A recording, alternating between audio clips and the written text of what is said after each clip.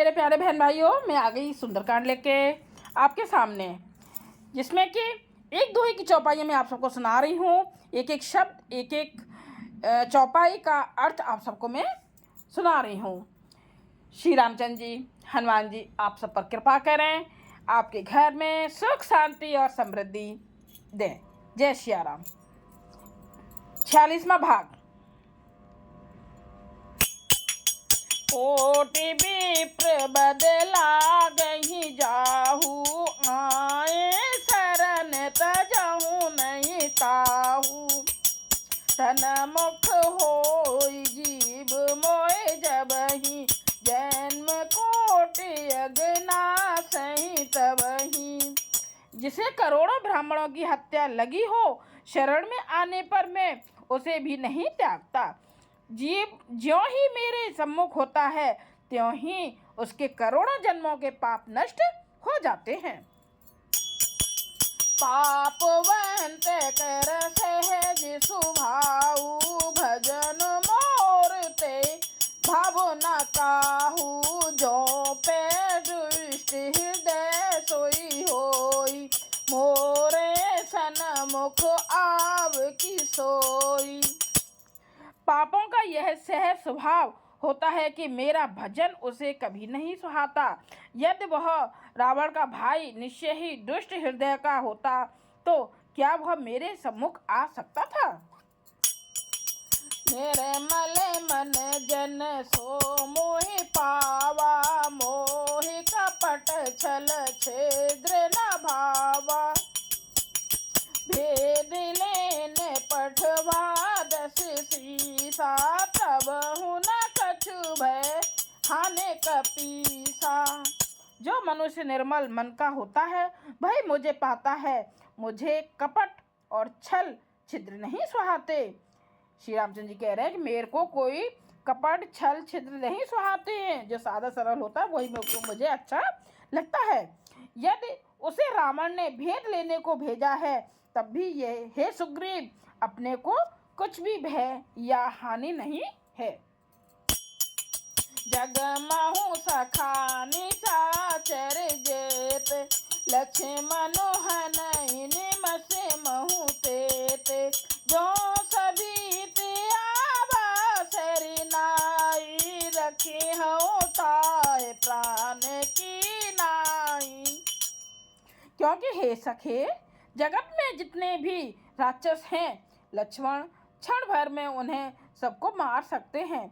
और यदि वह भयभीत होकर मेरे शरण आया है, तो मैं उसे प्राणों की तरह रखूंगा।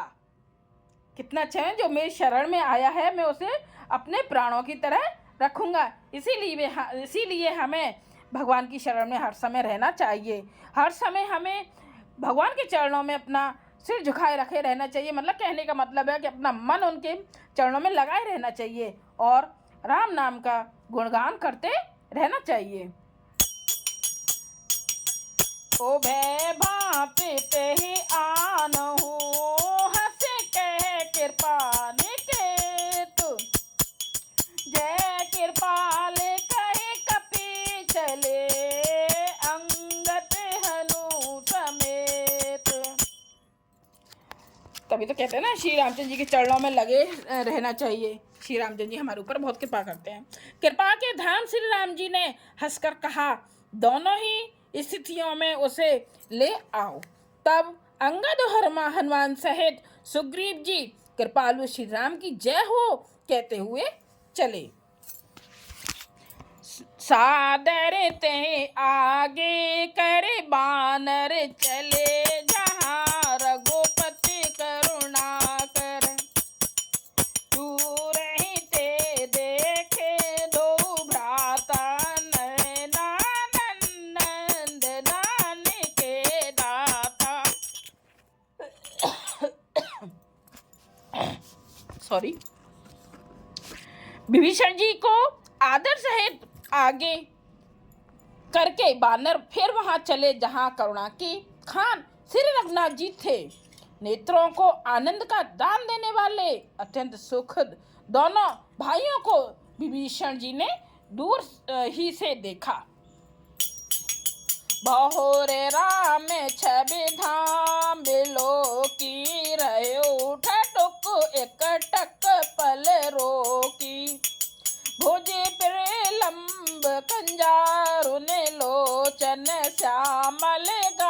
परिणत भय मोचन।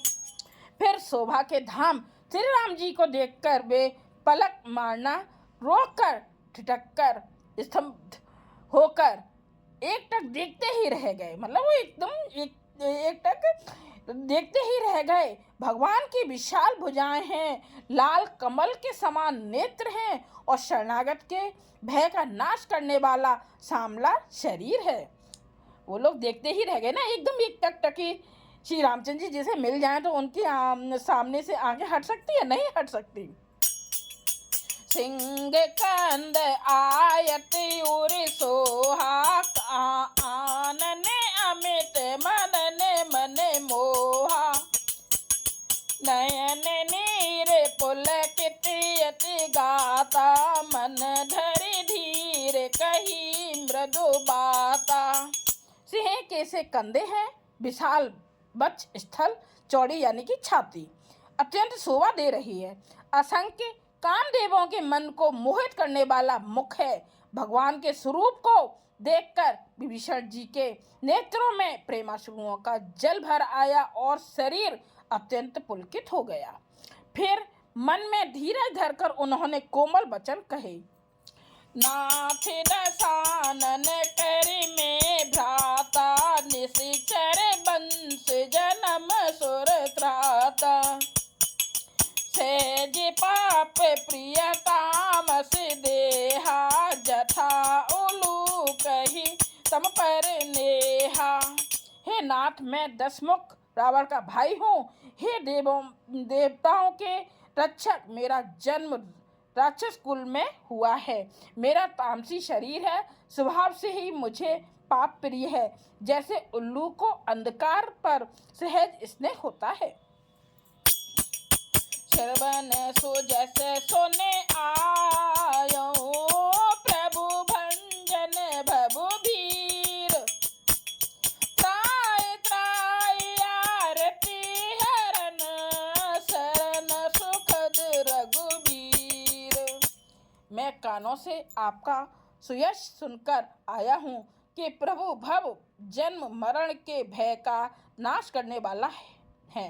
हे दुखियों के दुख दूर करने वाले और शरणागत को सुख देने वाले श्री रघुवीर, मेरी रक्षा कीजिए, रक्षा कीजिए। ये हुआ हमारा 46वां भाग। जय सिया राम। अगर आपको थोड़ा भी अच्छा लगे तो लाइक कीजिए, कमेंट्स कीजिए और सब्सक्राइब कीजिए। जय सिया राम। श्री रामचंद्र जी आप सबको सुख शांति और समृद्धि दें और कृपा करें। जय सिया राम।